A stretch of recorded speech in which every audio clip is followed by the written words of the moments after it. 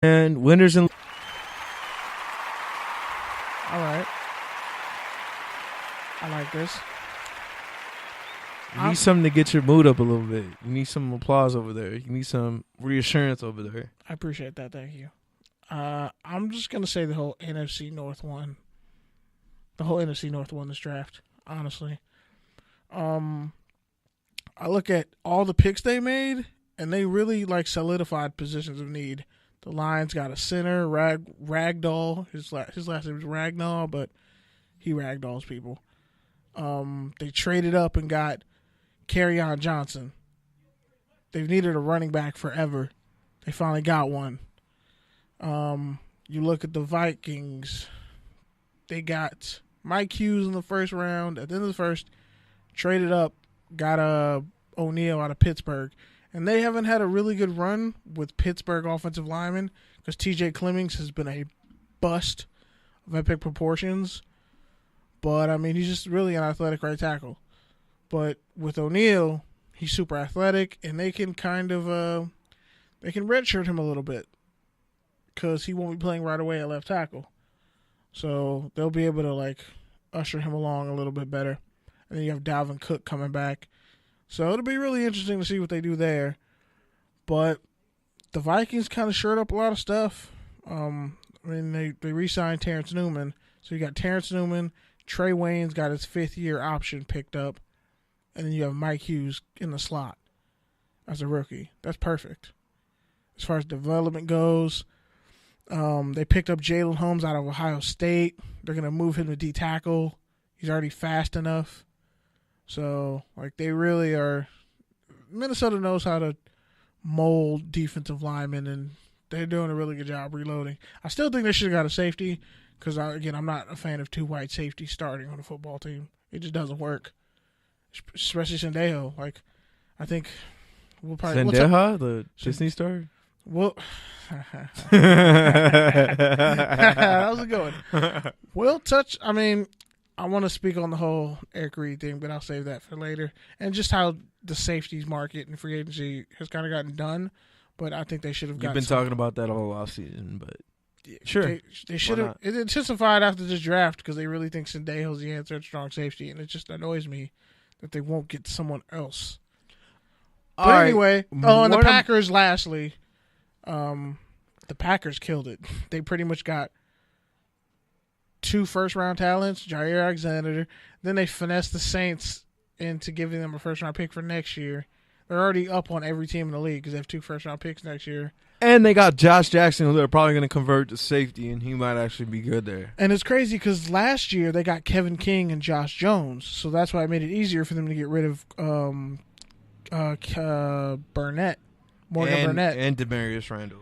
Yeah, so now you got Quentin Rollins, who can play free safety and corner.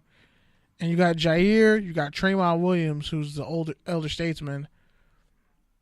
You have a completely different defense. They completely remade their defensive backfield. And then they got, in the later rounds, they picked up a bunch of receivers, by the way. Dude out of South Florida, Marquez. I think it's Marquez. Varquez Scanling, some weird last name out of USF, South Florida. Dude's 6'5", runs a 4.37. He's pretty much a Jeff Janis clone, minus the vertical leap.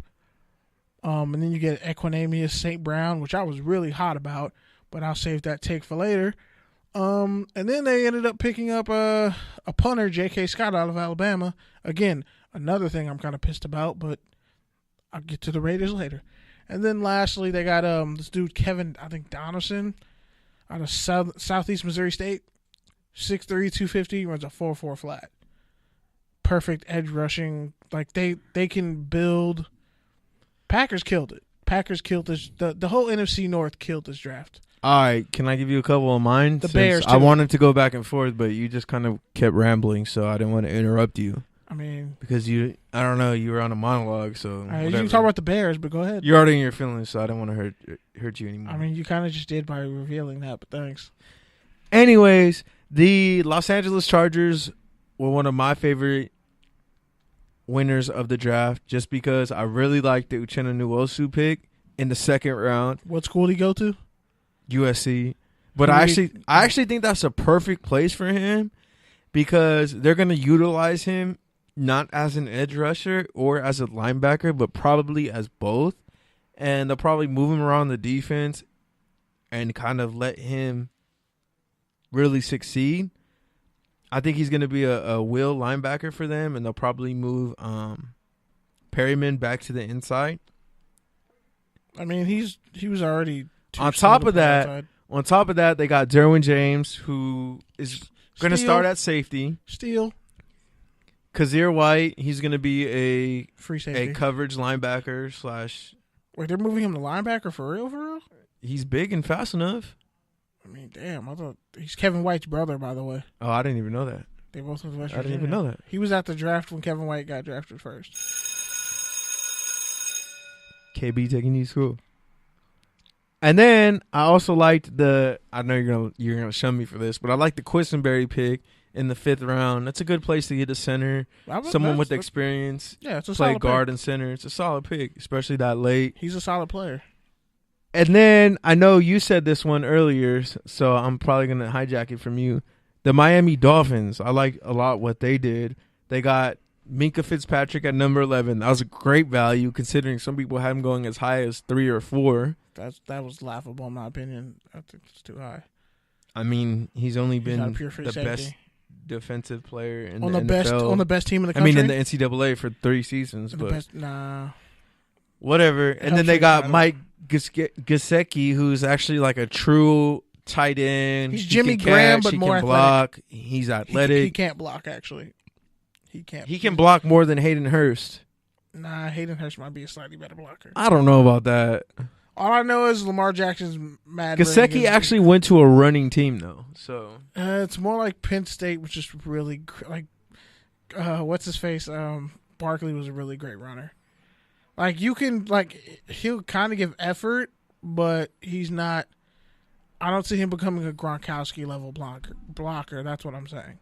But Gronkowski grew into that blocker though. Nah, Gronkowski was a monster at Arizona. That's why he was. He wasn't that great of a blocker, bro. He was an All-American at Arizona, and he broke. So that's his back. probably what threw out his back then, right?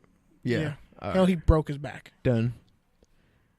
He'll school me on. He'll school me on post 2008 or pre 2000. And I don't know if you mentioned the Jaguars, but I like. You forgot that they also got Kalen Ballage out of Arizona State. Yeah, I'm not as high on him as you are, but it was a solid value in the 4th round. He's perfect for that, and certain teams passed on him. But yeah, I like what the Jaguars did too. They got Tavion Bryant. He's another versatile inside, outside rusher. He's probably the ear to Calais Campbell. He's the heir to Malik Jackson. I mean, they're kind of the same players. Malik Jackson will slide over into that position, but realistically, I think they want to get. And Malik Jackson is actually younger, so yeah, but like Malik Jackson's only like 27, 28, or something like that. But like he'll slide over. This dude really just tried to sum me on 1 year. He's closer to 30. That's what, you really just that's what teams are paying attention. You really to. just try to one up me, bro. He's closer to 30. Petty, bro. Hey man, I'm in my feelings today. But anyway, no, seriously though, like it would make sense for Jackson to slide into Campbell's spot when he retires, and then Brian is just a force within himself. Because he's still, like, he ran sub 4.9, insanely athletic, strong, and really... Can I give my rundown, though? Because, you keep jacking every I was team. helping your rundown. I was agreeing with you. I like what they did getting DJ Chark, 2 in the 2nd round. He's actually a big, physical, and fast receiver. He has some questions about his... production and drops, but it was mostly due to quarterback play and concentration, so those are things he can easily fix, especially with that offense and all the receivers they have. He has time to develop. And they got Ronnie Harrison in the 3rd round. Ronnie Harrison out of Alabama.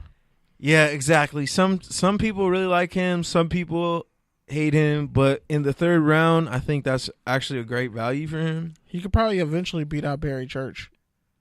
That's not saying much. And then Will Richardson was a tackle, a productive tackle. I think he had like 3 years starting experience, I want to say. At North Carolina State. Yeah, so that's another solid pickup for him. Then I bump him down to guard. for depth wise. Because he's not that fast too. Yeah, bump him down to guard. And then, did you mention the Titans? Oh yeah, Titans. I like a lot what the Titans did too, because they got Harold Landry in the second round at 41 overall. That was a great steal. That was the Raiders pick, but they traded on top of Rashaan Evans. So they're really first round. They're really going to be able to play a true 3-4 defense. They got a backup QB in Luke Falk, who's actually really good. A solid backup. And then I like what the Cowboys did too, surprisingly. You just forgot the Texans. You can mention them if you want. You really looked at me like the Texans didn't have a good draft, bro. I feel like they did. You already gave your rundown, so everybody can't be a winner. Cool. Sure. And then I also think that the Cowboys are a winner because they got Van Der Esch, who's a perfect fit. Boise State connect with DeMarcus Lawrence in the linebacker corps. Number 55. And then they got Connor Williams, good value at 50. And I really like Michael Gallup there just because he's big, he's physical, and he's got something to prove. I think he could potentially be an heir to Dez Bryant. I don't think he has the same athleticism, obviously, but he can be consistent. He can be at least be a that bridge filler. I mean, they also got, and then they also got Cedric Wilson in the later rounds, and Bo Scarborough, which are both really good picks for the 6th and 7th round. I mean, you don't get much better than guys who are productive, who have the size and the speed to actually play in the NFL. So, and moreover to Wilson's point, and I usually hate what the Cowboys do. So. And Wilson, they love Boise State players. Like, essentially, Wilson broke almost all of Boise State's receiving records and was like the Mountain West Offensive Player of the Year at one point, and led the Mountain West in receiving yards. So he can punt return. And you also forgot they traded Ryan Switzer to the Raiders to get Jahadi Ward. And honestly, under the defensive line tutelage of Rob Marinelli, I think he might actually become something. Wait. All right, I'll get to them later. But okay, another team I wanted to shout out as winners, the Bengals. I know you don't like what they did, but I actually do because they actually took a center in the first round, Billy Price. Even though I've knocked him, I think that fills their need. And then they got Malik Jefferson and Sam Hubbard in the 3rd round, which I really like those two guys. They really needed some youth infusion in that front 7, and those guys can both step in for some immediate playing time. They got like 4 guys in the first 4 rounds that are really solid. Like, the Bengals, I don't know. I mean, they got Cordy Glenn at left tackle. So I feel like, their offensive line will definitely be upgraded. And then how about the Carolina Panthers? I like what they did too. They got faster at corner finally. They pretty much finally addressed their needs except for offensive tackle. Yeah, they're still. But they got wide receiver DJ Moore, who was arguably the number 2 receiver in this class. Some people consider him number 1 just because he played with 8 different quarterbacks at Maryland. And then Dante Jackson, fast corner. Rashawn Golden's a versatile DB safety out of Tennessee. Ian Thomas is a nice blocking tight end. So they some speed and athleticism.